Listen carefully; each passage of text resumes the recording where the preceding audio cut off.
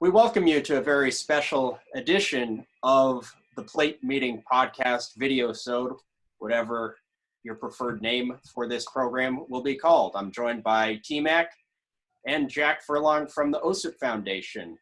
I'll throw it over to my more experienced orator, T-Mac. Hey, Gil, thanks very much. But you're getting really good at this. So we might free you into the wild at some point, just to let you know. So as Gil can tell you, and I think Jack can tell you as well, this is a subject that's pretty near and dear to my heart here. So I've been trying to do this episode in many forms for the last couple of years, try to figure out a way to do a mental health episode. This might be our least listened to or watched episode we ever do, but it also may be the episode that could save a life or two. So it means something to me. If you're so inclined, we hope that you stay with us for the next few minutes. I wanted to bring on our very special guest, Jack Furlong, the president and owner and director and vice president, I think, as well, of the OSIP Foundation. He pretty much does everything there. And Jack, before we get to some bigger issues, I want to just ask, how you were doing in this crazy world. Well, thanks for having me on first. It has been ups and downs, to say the least. I think that anyone who is a human being will attest that nobody is experiencing this perfectly. This is the first time that we have experienced something like this in our lifetime, and unless you happen to be 100 years old, in which case I don't know if you were conscious enough to remember it. But it is, no matter how much of a front you might see someone put on, I think I can speak for most people when I say there are good days and there are bad days. And that's why this type of an episode is so important, because whether you know it or not, this has something applicable to everybody. Now, I wanted to share a personal anecdote if I could eventually, but I also wanted to talk about, what I've talked to a lot of friends, and I've had people tell me, oh, you wouldn't believe what's going on with my other friend. And I think it's important to understand for people out there that might be going through negative thoughts that you're not alone. This is a really horrible time for a lot of people. And in the umpiring profession, make no mistake, I am not a licensed therapist or a doctor or anything of this, but I'm a friend to a few people that have gone through some hard times. And it's important to feel like you're supported. And trust me when I say this, there are other people out there going through the exact same stuff. They're feeling the same types of anxiety. And there are places, if you feel this stuff, that you can go, you can talk to. I mean, I always say there's so many people you can talk to, whether it's a mentor, a friend, a teacher, a family member, a professional, a therapist, a specialist, a counselor. The list is virtually endless. But you have to know there are people there, and that's why we have Jack on today to talk about this. Jack, a lot of anxiety in the world with the times. What are some places that you recommend for people that might not be quite feeling up to snuff? There are a couple of different things that you can do depending upon how you feel, to kind of give you just like a sampling across the entire palette. We can always start by saying that if it's a true medical emergency, to recommend that you either call 911 or go to your nearest emergency room. I recognize that might be something that is under a different guise right now based upon how so many of our medical facilities and resources are being taken up. So if you want to put that into context, that's certainly understandable. But that resource is always still there as a last resort, rather than a horrible alternative that you might be considering. So don't ever think that that's not on the table. One thing that I would recommend right off the bat is, depending upon your situation, look at what health benefits you do have. I know that people are being furloughed. I know that people are being laid off. I know that the economic situation is not the best right now. But if you are lucky enough to continue to have medical benefits, I would first highly suggest that you research that from the standpoint of what mental health benefits you have. Any little bit can help.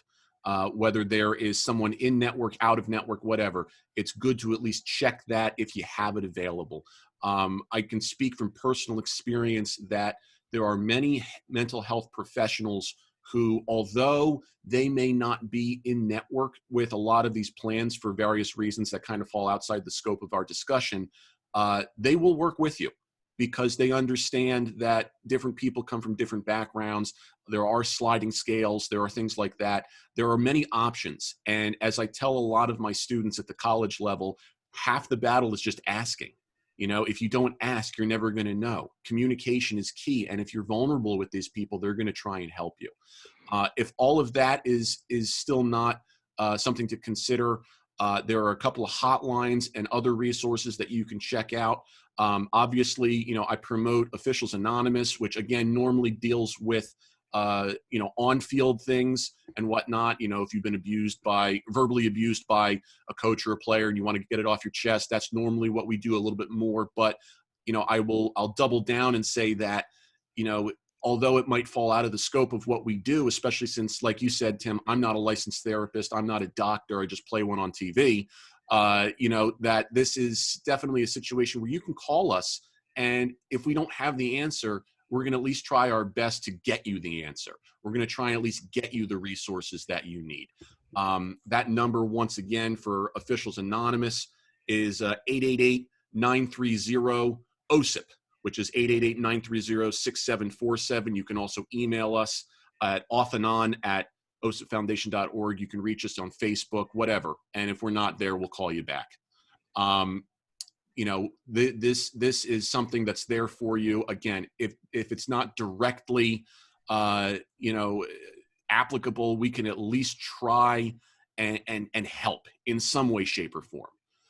If that's not up to your speed, obviously, then, you know, there are very extreme things like the National Suicide Prevention Hotline. I would always recommend that. That number is 800-273-8255.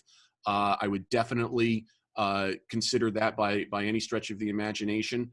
And then in addition to that, one more resource that I would recommend, and I'm not being endorsed to or paid to endorse this by any stretch of the imagination, but I can speak from personal experience. There are nonprofits out there that are looking to help people get the affordable mental health that they need. And I recommend Open Path Psychotherapy Collective. You can find them at openpathcollective.org. And what they will try and do is provide you with the affordable resources that you can that you deserve if there are situations where you can't afford the mental health help that you need. So those are all just some of the recommendations that I would give right off the bat. And I'm sure that there are many more out there, but those are just kind of a smattering to show you that there's plenty of resources out there to help you no matter what is going on right now. So we're trying to inlay those numbers on the screen. Hopefully that came through okay, Gil, and not the most technically savvy in the world. But, you know, umpiring is a profession where we're taught we have to be the strongest. We have to be the most masculine. We have to be the toughest. And we don't admit when we're wrong. We don't admit when we're vulnerable. We don't admit when we don't have the answer. You know, maybe we didn't see that play. We had a bad angle. Oh, no, I nailed it, you know. And I feel like we're not always taught that, you know, there are opportunities in life or situations in life where, boy, we don't have the bull by the horns. The elephant is running through the yard and we feel helpless. And this, if there's not a time, I mean, I've talked to some really great people over the years, and I wanted to just share a note. In 2002, I went to umpire school. Didn't make it. I was told needed to come back. 2003, went back.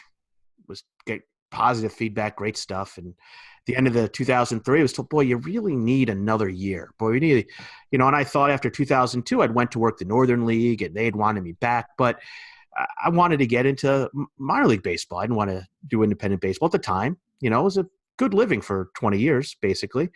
And I didn't make it. And it was, I drove back from Florida in 2003, you know, not knowing anybody. You know, I didn't want to call people and tell them what a failure I was. And you know, you feel those things, and it is a crappy, horrible, depending on where we post this, not know if I can curse or not, feeling. And it's a feeling that I would guarantee you has been felt by more than me. So here's one of my other issues that I get to, and that I've talked to my old boss, the great Kevin Wynn, about some of this stuff. And he informed me that 1 year they lost 3 umpires who came to the clinic via suicide.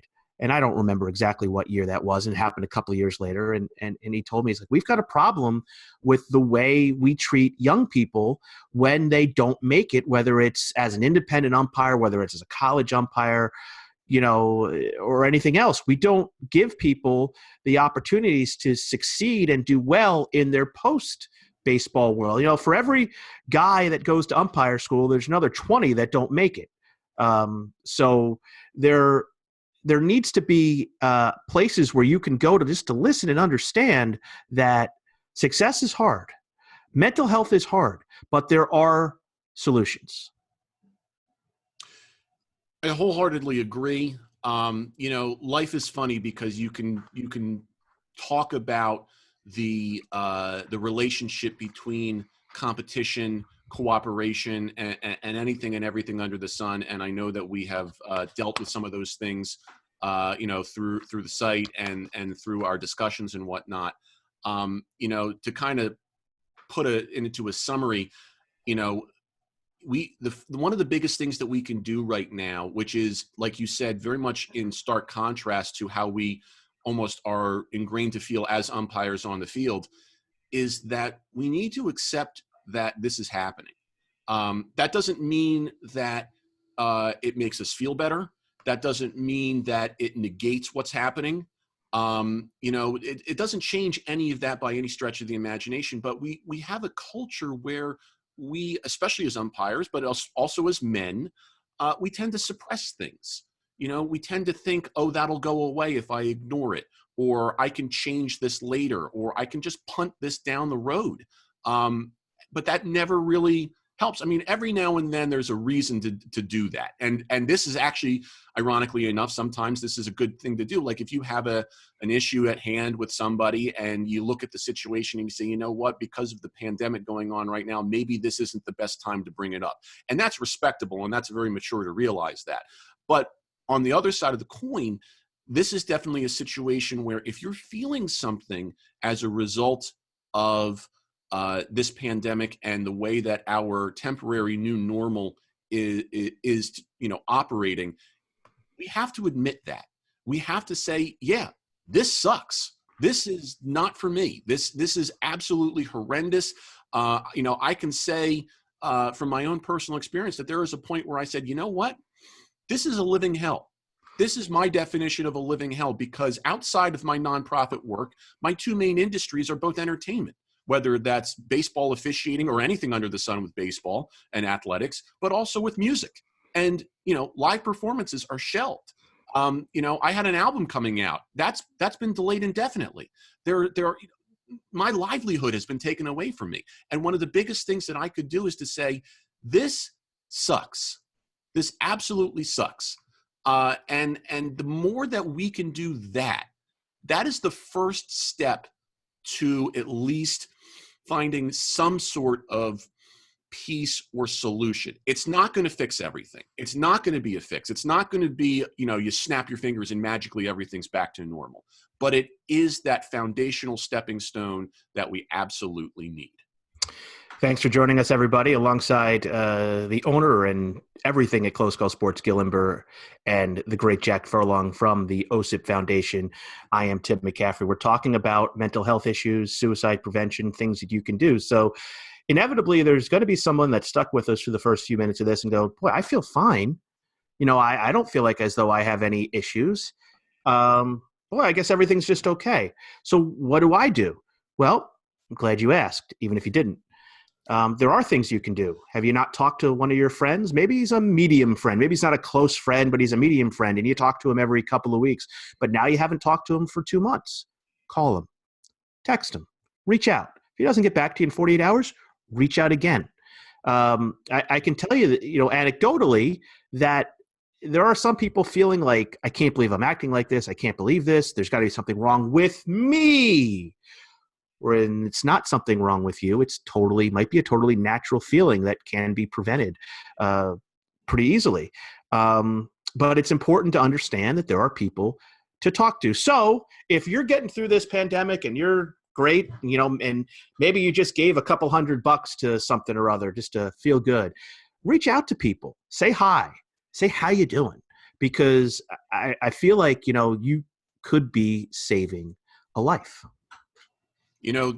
I got to double down on that and say, not only is that completely true, but I want to quote one of my personal heroes and the subject of the musical album that has been delayed right now that I was about to put out, and that's Fred Rogers. And in this case, there are 3 very easy steps to success and happiness. And the first is to be kind. The second is to be kind. And the third is to be kind. Okay. It's very, very simple. I saw there was a post going around social media that basically laid out different scenarios as people are experiencing different things right now. Between people who are upset that we're not open, people who are upset that people are protesting, and everything in between and beyond. And every single sentence that described the situation came with the same coda. And that was, that's okay, be kind. And I can't stress that enough. As we live in a society where we have a 24-hour news cycle and, social media and the internet and everything is at our fingertips instantaneously, and how anybody and everybody can either hide behind a computer or post their opinions, no matter how, harsh or not harsh it is, and then just hide as a result of it. The most important thing here is to be kind. And it doesn't matter what side of the aisle you fall on. It doesn't matter whether you feel that one person is right or one person is wrong. We're all coming from the same place of hurt. We're all coming from the same place of fear, anxiety, worry, doubt. And it doesn't matter how it manifests. The key here is to be kind and to remember that, all of us have a level of experience that has impacted us in the way that we are reacting to this. I empathize, regardless of my personal opinion, which I will not reveal here because it falls outside of the scope of this discussion. I understand the validity and I empathize with both sides of the proverbial equation.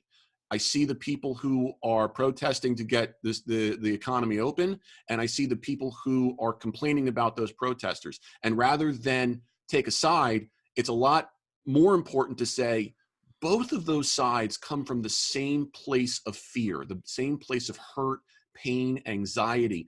There's a lot of unknown. There's a lot of uncharted territory. And that's what drives people here.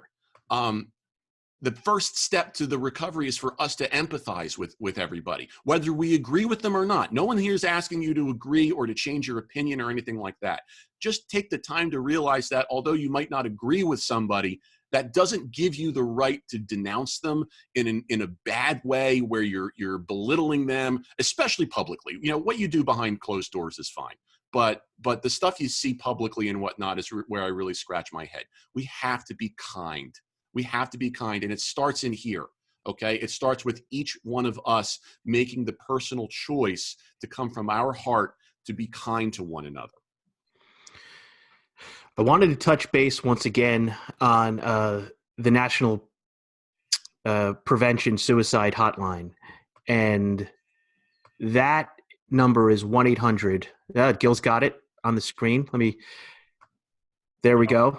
If there's a little sun shining, it's 1-800-273-TALK, 1-800-273-8255. And that number is not only for those who are feeling like, it's bad, I've got to do something one way or the other. It's also for people that might be trying to help somebody. Okay, so there's no shame if you're going, boy, I don't know what to do with so-and-so. Let me call this number and see if there's something that can be done, a little advice. And they're normally going to be quick, and I can tell you, they generally have an idea. They're professionals. That Jack can speak to this. They know what they're doing. Yes. Not only do they know what they're doing, but anybody can be a hero when it comes to suicide prevention. Look no further in our own industry than John Tumpain. You know, this is an umpire who was, I think at the time, a foreman on a crew, okay? And he saved someone's life in Pittsburgh who was thinking about ending her life. That's how easy it is to be a hero here. Words can't describe any more than this situation. It's so easy to help. And yet it might feel like it's not easy. You know, feelings of suicide, feelings of mental health and pain in your emotional state can feel like the biggest burden in the world. And I completely understand, but trust me, there is help out there, and you can be part of the solution. You can help yourself. You can help others. Help is really one phone call, one click away. So I want to wrap this up. Maybe we can keep Gil from talking the entire episode. I'm going to wrap this up in a second, but you know, I'll leave it up to you guys for your final thoughts before we wrap things up here on the Plate Meeting. Well, in order to make sure that Gil doesn't say a word so that he continues to just, you know, hog all the other videos up on Close Call Sports and YouTube and whatnot, you know, let me just say again, there's help out there, okay? Whether that's the National Suicide Prevention Hotline, whether that's the Open Path Psychotherapy Collective, whether that's Officials Anonymous, help is there. Anybody can be a hero, and be kind, okay? Just be kind. It's okay to feel different in this time. It's okay to feel burdened. It's okay to feel all of these things. Okay. This is the first time we've been feeling this. It's uncharted territory. Okay. And as I was prepping for this interview, you know, I was thinking to myself, you know, how cliche can it might feel cliche if someone tells you that we're all in this together. I remember the first time someone said that we're all feeling this, and I felt like, you know, Han Solo in The Empire Strikes Back saying to C-3PO when he says, "Sir, this asteroid doesn't feel entirely stable." Well, I'm glad you're here to tell us these things, you know? Thanks, Captain Obvious. You're really breaking some new ground there, Copernicus. But this is the first time that we're going through this. So it's okay to accept that, okay? It's okay. Be kind to one another. And just do your part. It's okay to feel this way. Help is available. And now, Gil, if you'd actually like to say something for once. Oh, good. Yes. So seriously though, well, on a quick side note, with my Anaheim Ducks gig, one of the things that we do when I'm part of an on-camera thing with a host is my character is very much like Teller. I do not talk, and I maintain the mystique of not talking. So this is very much in line with everything else that I've done. But on a serious note, I did want to point out, because I am in Los Angeles, and I don't know if you can see this. I'm not I'm not as good as Tim about sharing screens, I suppose. But the Headspace app, LA County, and this is at headspace.com/LA County. LA County teamed up with them, and they're giving that out for free. This is an app that's all about mindfulness and thinking. There's guided meditations, things like that might work for you, might not, but at least it's a tool. It's a tool there to stop and slow down a little bit in case your miles racing a mind a minute, and just reorient and think about things a different way. That's headspace.com. LA County has it. I know that there are other municipalities throughout that have also partnered with them, and hopefully there will be more to come. But there's no shortage of tools out there and research to do, and we've given you a few throughout the course of the episode today. And as I think the main takeaway is, be kind, as we've said, and reach out to people, and just, try to, the cliche, we're all in it together, might mean simply talk to someone, because at least you get to have that shared experience going on. One last thing for me, guys, and if you do go to see a therapist or you're talking to somebody, it's not something you have to put on Facebook. Okay. So it's something, I'd imagine that if you're going to see somebody Tuesday and Thursdays after work, you might want to tell your wife before she gets suspicious. But, other than that, you don't have to broadcast it, you'll be amazed, if you talk to somebody professional, how much better you can feel over time. And that I think if we can just summarize one thing, if you're feeling great right now, if you're feeling fantastic, then talk to people you might not have talked to in recent times. Reach out to people. And if you've talked to everybody in your phone book, reach out for that guy that you haven't talked to the last, maybe it was 6 months ago. Just see how they're doing. Because in this era where we're just not communicating, communication has virtually become a Zoom meeting, which we're in right now. And very little, I don't know about you guys, but my text messages have decreased. My phone calls have decreased. But my YouTube and Netflix watching has gone up exponentially. So, hopefully we've added a little bit of levity. But I'm going to try to get this out there as much as I can. I've seen a lot of people, talking about umpiring and what to do here and what to do there. But I think it's important, too, that we also talk about things that nobody else is. That's what makes close call sports different. We're going to talk about the things that nobody else is talking about. That's why we are try to be ahead of the curve on these things. So if we have helped one person today, then that's great, and hopefully we can help a lot more. Gil, I'll leave it to you to wrap up. All right. Well, thank you all for joining us on this I guess quarantine edition of our little show.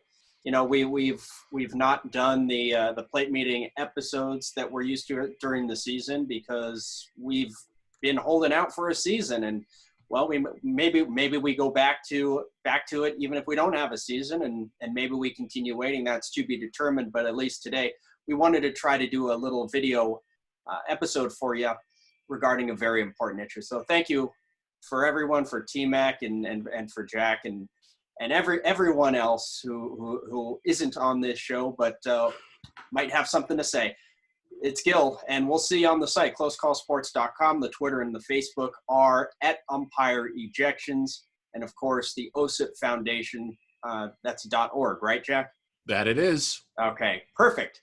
OSIP Foundation is a .org. I'm usually better at technology than this. Thanks for watching. We'll see you next time.